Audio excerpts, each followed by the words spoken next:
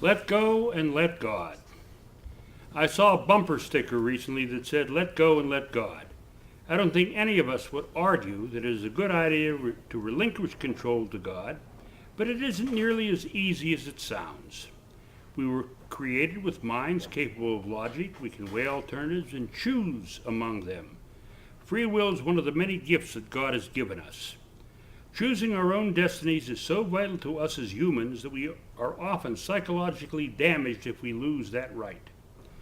Why then did God start telling us to do what to do when He made us capable of figuring that out for ourselves? It started in the Garden of Eden. God made Adam and Eve, put them in charge of themselves, the animals in the garden, but then said, don't touch the tree. Why? Because I said so. He didn't stop there. God spent Exodus, Leviticus, Numbers, and Deuteronomy telling us what to do. We have 613 commandments. If we are capable of free will decisions, why do we need them? We are sandwiched somewhere between dominion over all the earth and be still and know that I am God.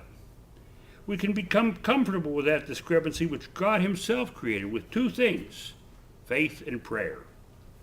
If we have faith in God, our relationship with Him is much like that of a supervisor in a company. We have the right to make decisions for ourselves and others, but only to a certain degree. And to keep that right, as well as our job, we have to abide by the rules the owner of the company has set for us. When it comes to faith, we are supervisors, but God owns the company.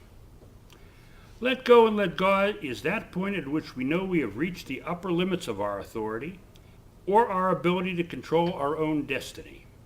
Let go and let God is easy for people in desperate situations, such as illnesses we can't cure, hopes we can't realize, fears we can't overcome.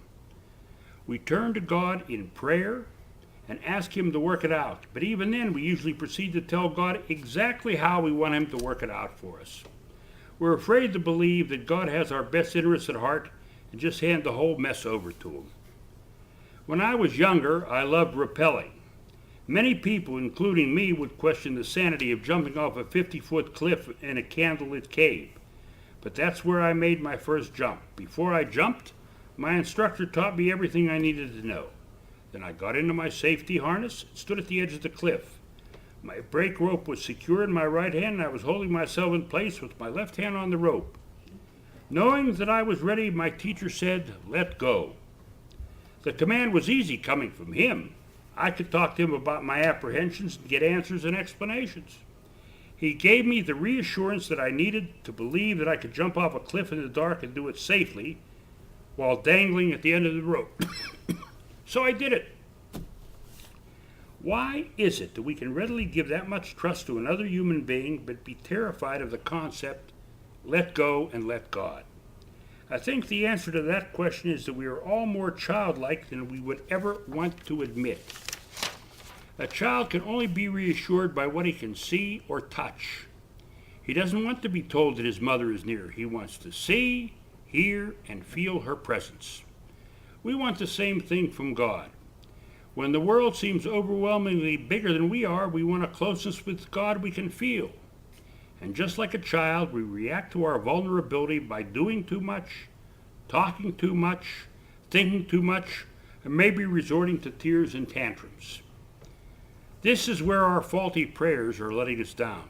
All too often when we need God, we approach Him with a monologue, then wonder why our prayer wasn't answered. Successful prayer is a dialogue. But how do we have a dialogue with God? God answered that question for us when He said, "Be still and know that I am God." This is polite biblical language that means shut up and listen.